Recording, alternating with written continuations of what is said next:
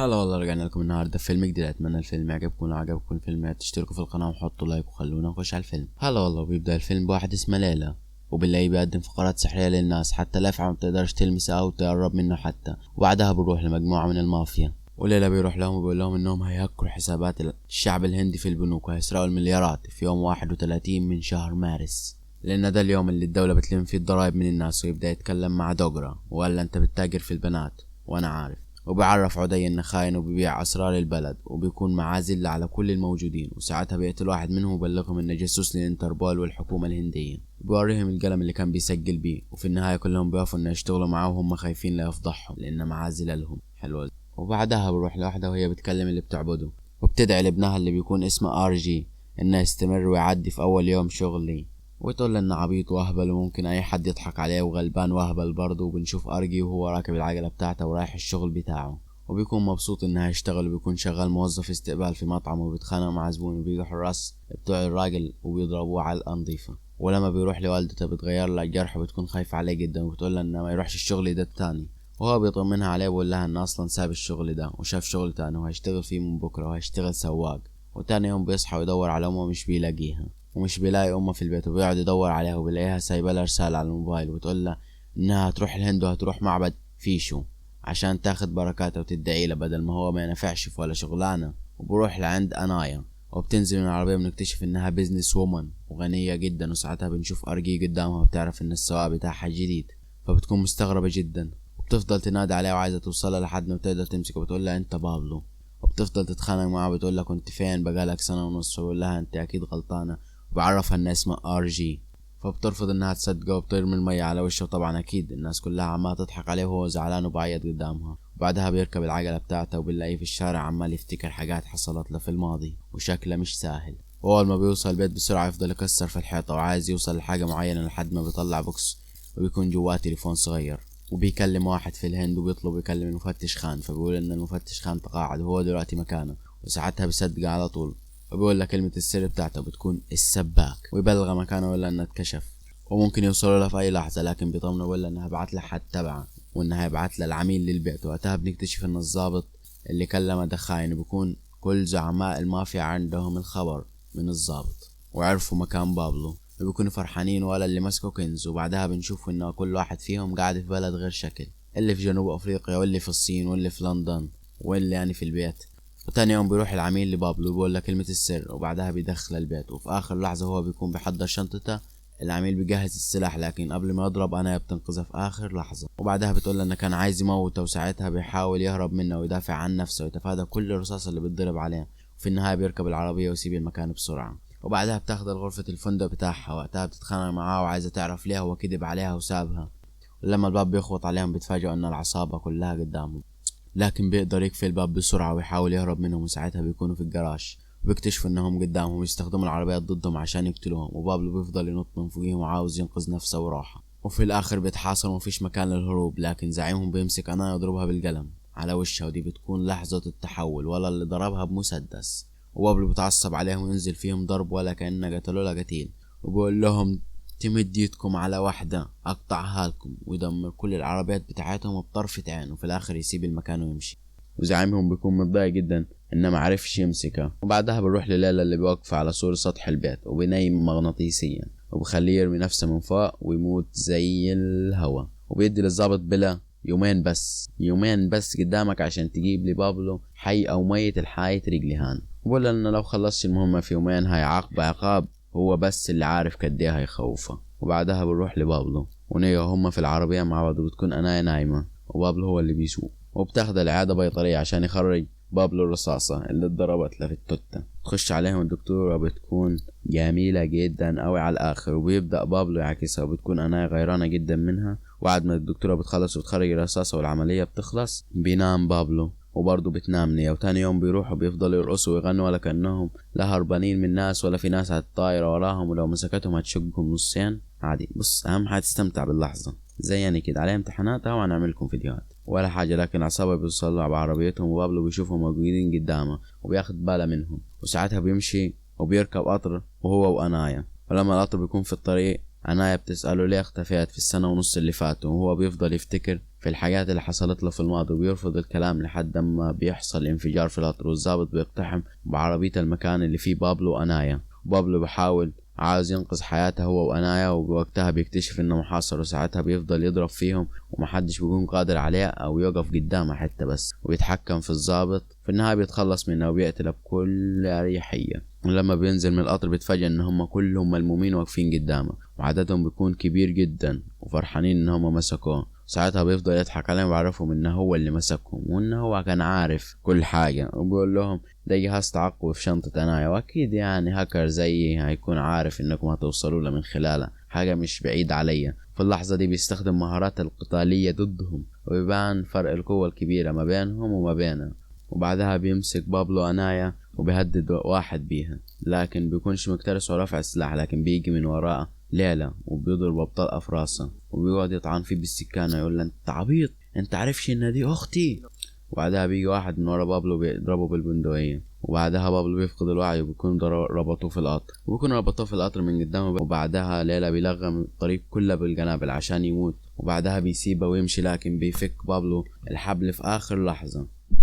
بس كل محطات القطر بتتفجر وبابلو جواها، وبيسمع ليلى صوت الانفجار، وبيكون فاكر كده ان هو خلص من بابلو وان بابلو مات خلاص. وبنروح للهند، وتكون بابلو بتدعي له عند المعبود، لو قعدت مكانك كانش حصل، هو سبب دعاكي ده اللي حصل كل ده. بعدها بنكتشف ان اصلا بابلو لسه عايش، ويكون موجود عند المدافن واقف بعيد، وبص على أنايا وهي واقفة عند القبر بتاعه، وبتكون فاكرة ان هو مات، وبتكون أنايا حزينة جدا عليه وفاكرة انه مات. وبعدها ب10 ايام بنشوف ليه هم ظنوا ان بابلو مات، لان اصلا بابلو يكون حاطط جثة التانية مكان حادث، ويكون ليلى ورجالته وأنايا موجودين، وبيكون ليلى ورجالته شمتانين في بابلو، انه لو ما كانش خانهم وفضل معاهم كان زمانه دقيت عايش وبيسرق معاهم الفلوس كل مرة، وكان زمانه بيجي غني جدا زيه. بعدها بنشوف ان بابلو اللي واقف بعيد عنهم بيشوف ان أنايا وهي زعلانة عليه، وبيشوفها وهي وبتزور قبره كل يوم، بيروح لها بيعرفها انه عايش، بس هي بتضربها كف لان كل مرة بيكسر قلبها يا عيني على الحب،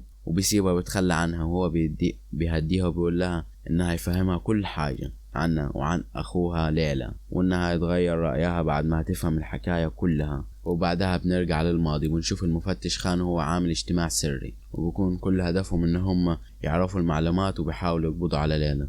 وساعتها المفتش خان بيقول لهم إنه يدوا له مهلة أسبوع فقط وممكن يقبض على ليلى. وبعدها بيطلب من رجالته إن هم يوصلوا للهاكر بابلو، وده بابلو شكله معروف لأن بابلو هو الوحيد اللي هيكون قادر على إنه يقبض على ليلى، ولهم إن بابلو ذكي جدا وصعب إنكم تعرفوا مكانه، لكن غالبا هو هيعرف. لكن بابلو بعت لهم فيديو للممثل وهو بيقول لهم عايزين مني. بعدها المفتش خان بيروح بيته، وبيكون بابلو موجود في البيت، ولكن المفتش خان ما بيتفاجئش لانه بيكون متوقع حركة زي دي. وبعدها بيعرض المفتش خان عليه انه هو يشتغل معاهم مقابل انه هو يسقط كل جرائم الاختراق اللي عملها، ويرجع ملفها ابيض زي البفتة، وبقول لها خرجك برا البلد كمان. وبعدها بابلو بيعترض ويسيب المكان ويمشي. وبعدها بيروح البار عشان يحكي لصديقه كل اللي حصل. وبعدها بنشوف واحدة وهي بتتخانق، واللي بتكون أنايا، وبتخانق مع حبيبها وتقول له ان هي تقدر تعمل اي حاجة وان اي حد يتمناها بس، وبتروح عشان تبوس بابلو عشان تغيظ حبيبها، وبيمشي وهو متضايق،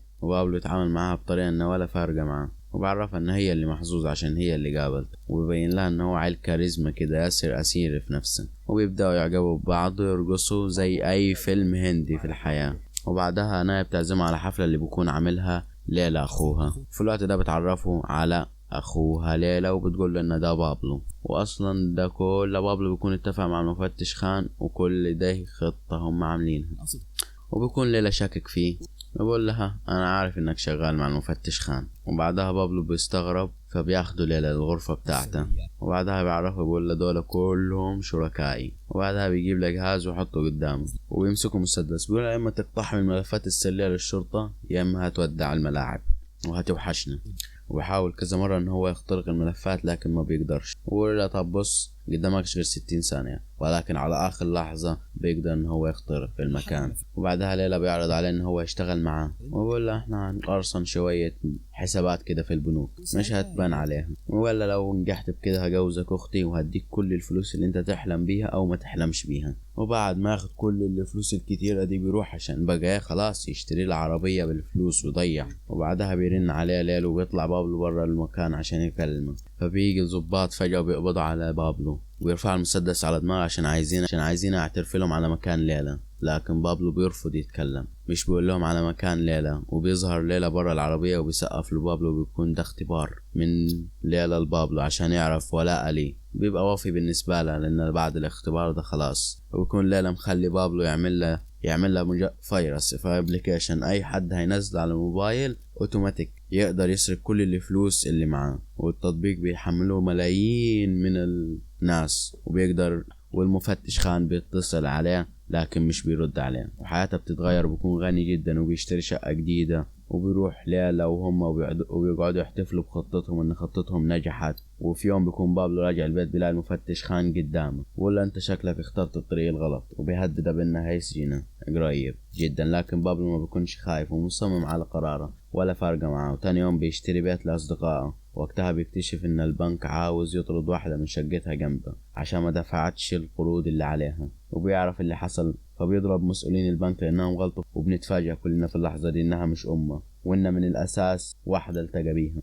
وبتقول ان جوزها عمل قرض عشان يشتري ويعمل مشروع، لكن البنك اتسرق وقالوا لأن النابض اخترق حسابك وانتم السبب. وبيعرفوا ان النابض اخترق حسابه وان ما فيش اي حاجة يقدروا يرجعوا بيها الفلوس. وبيتعرفوا ان جوزها انتحر لانه ما قدرش يتحمل الصدمة. والست عمالة بتعيط قدامه، وده بيخليه يرجع البيت وبياخد كل الفلوس اللي في الخزنة وبيروح البنك ويسدد ديونها كلها. بيرجع مرة تانية وبيقول لها اعتبريني من النهاردة ابنك، وبيوعدها انها يحقق كل احلامها. وبنشوفه عمال يعيط ومش قادر يقول لها انه هو السبب في موت جوزها. وبابلو بيحكي على كل حاجة الأناية، وأنايا بتكون مصدومة من اللي عملوه هو وأخوها. وبتقول انه هو وأخوها أنانيين وما فكروش في أي حد وما فكروش في أي شخص غير نفسه. كده يكون بابلو حكى لإني على كل حاجة. وأنايا بتكون مصدومة جدا من اللي عمله أخوها ليل، وإنه ما فكرش في حد وأناني وما بيفكرش غير في نفسه. وبيرجع يحكي لها تاني وبيقول لها إنه هو رجع عشان يشتغل مع المفتش خان ويصلح غلطته، وبيساعده عشان يقبضوا على ليل. وبعدها بيروح المكتب بتاعه عند ليل، وبيقدر ينسخ كل الأدلة اللي بتدين ليل وشركاء على فلاشة، وبيقدر إن هو يحزن التطبيق. وبعدها بيعرف اند مساعد ليل وبيكلم الامن بسرعة بيقول لهم وقفوا بابلو. ولما الامن بيوقفوا فجأة بيجي السيد خان وكل الضباط وينقذوه وبيقبضوا على كل اللي شغالين في المكان هناك وبيسيطروا على كل حاجة. وبعدها بابلو بتروح لليل عشان فاكرة ان راجل زين وكانت عايزة تجوز اخت البابلو وتجمعهم، وهي ما تعرفش ان ليل ده اكبر عدو لابنها، واصلا هو عايز يقتلها ويقتل ولدها معاه. وبعدها ليلى بيضحك ويخليها ان هي تكلم ابنها، وبتعرفوا ان هي موجودة عند ليل. فبيقرر بابلو ان هو يروح هناك عشان ينقذ امه. الرجالة ليل بيرفعوا عليه السلاح عشان يعملوه زي المصفاية، لكن دوغرا فجأة بيطلع سلاحه ويرفع على ليل ويقول له سيبهم يطلعوا من هنا. ولكن قبلها بيكون بابلو مسك زلة على دوغرا وبيقول له لو خرجتش من هناك سليم انا وامي هنشرها على كل النت وهخليك مضحكة الشعب يا خروم. وبعدها بابلو بيشكره وياخد امه ويطلعوا من المكان. وبكده يكون نجحت خطة بابلو ويقدر ان هو يطلع هو وامه من غير ما يتخدشوا حتى. وبعدها بياخد بابلو امه واخوه بيطلعوا برا البلد، وان السيد خان وفى بوعده وسماه RG وطلع برا البلد. بيوصلوا انجلترا وبنرجع بعديها البابلو هو بيحكي الأنايا وبيكون حكى كل حاجة وكده خلص كل الكلام. وبتكون اني اتصدمت من اخوها ومن عمايله. بعدها بابلو بيحكي لأنايا ويقول لها ان لو ليل قدر يحمل الابليكيشن ده من تاني آلاف البيوت هتتخرب وآلاف الناس هتنتحر بسبب الديون اللي هتبقى عليها، وإن الهند كلها هتفلس مرة واحدة والناس هتموت وهتجوع، وهيكون ده دمار كبير للعائلات مش هتقدر تستحمله الناس. وبعدها بنروح وبنعرف إن اللي بيساعد ليلى دول 3 أشخاص، واحد عندنا في مصر والتاني في الصين والتالت موجود في روسيا. ولو خطتهم نجحت الناس هتتحول حياتهم لجحيم. وقتها بابلو بيسافر الصين وبيواجه أول واحد مساعد ليلى وبيفضل يضرب في كل رجالته ويعمل معاهم الصح ويعلم عليهم.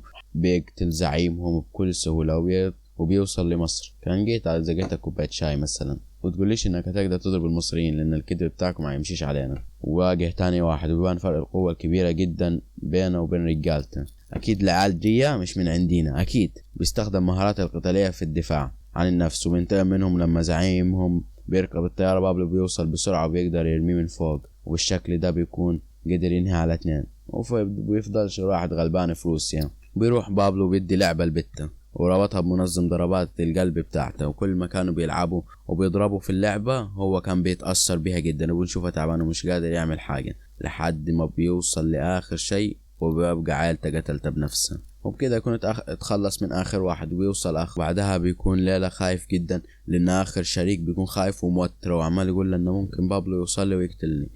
فليلى بيضطر إن هو يخدع أخته، وبيعرف منها إن بابلو لسه عايش وهو لا، لأن هو سمعها وهي بتكلم بابلو. وبعدها بيروح ليل وبيخطف والدة بابلو عشان يجبر بابلو إن هو يروح لهم. وبيكون ليل مفهم والدة بابلو إن هو شخص طيب وإن أصلا جمعهم هنا عشان يجوزهم. ولما بيروح بابلو أنايا للمكان بيجري عشان يطمن على أمه أول حاجة عشان بعد كده يفضل ليل. وبعدها ليل بينيم والدة بابلو، ولكن بابلو بيكون فرحان جدا ويقول له أنا ما كنتش هقدر أعمل لك حاجة وهي صح، وده أحسن قرار أنت عملته. وبيطلع عليه اللي يجري وبيخلي رجالته هم اللي يتصدوا له. بيبدأ بابلو إن هو يكسر في عظمهم واحد واحد وبيروح يجري الليل، وبيكونش فاضل قدامه غير 5 دقايق بس والتطبيق هيرجع يتحمل من جديد. وبيكون ليل عامل عدة خدع بصرية ويروح لليل فجأة بيلاقيه حامي نفسه بالإزاز فبيتخفض فيه. وبعدها فجأة بيلاقي نفسه بين مجموعة من النينجا هما بيحاولوا يقتلوه، وهو بيقعد يتنطط ويحاول يدافع عن نفسه لحد ما يكتشف ان هم اصلا اجسام مهمية وان ده كله بس ما بيحصلش غير في عقله هو بس. بعدها بيدخل لمكان مليان ستاير غريبة حمرا كده، وبتفضل افراد العصابة تطلع من الستاير ويضرب هو فيهم. وبيكون هدفه ده كله عشان يوصل لليل ويقدر ينهي الموضوع قبل ما ال5 دقايق يخلصوا، ويقدر يحدد الطريق وبيوصل لليلة فعلا. وكالعادة طبعا في الكذب الهندي بيمسك بابلو كل الرجال انه ويكسرهم تكسير وما خليش عظمة فيهم حية او سليمة. ولما بيروح للكمبيوتر ما بيكونش قدامه غير 29 ثانية، وده الفاصل اللي هيحدد هل الهند هتفلس ولا لا. وبيحاول وبيمسك وما بيكونش مكفياه لوحة واحدة، بيلعب على لوحتين، وبيقدر فعلا ان هو ينقذ الهند كلها قبل ما التطبيق يتحمل والناس بيوتها تتخرب. حتى معايا نص جنيه في البنك، خسارة لو ضاع. وبعدها بنشوف بابلو هو رابط ليلى وبيربط ليلى في ترابيزة وبيربط حواليه قنابل وبيسيبها ويمشي، وليلى بيموت وبيتفجر وبيتولع وهو ويضحك. إن علمت إنها خربانة فلتستمتع باللحظة يا صديقي. وبيموت ليل أخيرا وبيموت كل اللي معاه وبينقلعوا، وبقى كده الفيلم خلص. وطبعا زي كل فيلم هندي النهاية بتكون سعيدة وبيعيشوا في ثبات ونبات. بابلو وأنايا بيخلفوا صبيان ببنات وبيروحوا يعيشوا في الأماكن الحلوة وكل الحاجات اللي انتوا عارفينها دي. أما بقى لو بتشوفونا من اما باقي نيجي الحاجات الاهم، انكم تشتركوا في القناه، تحطوا لايك، تكتبوا لنا تعليق حلو. مثلا لو بتشوفونا من على الفيس تشتركوا في القناه اليوتيوب من اول تعليق مثبت، وكل الحاجات الزينه دي برضو يعني. وحساباتي في الوصف وبصوا الفيديوهات دول حلوين جدا انا مختارهم لكم. تعالوا هناك انا مستنيكم فيهم. يلا باي.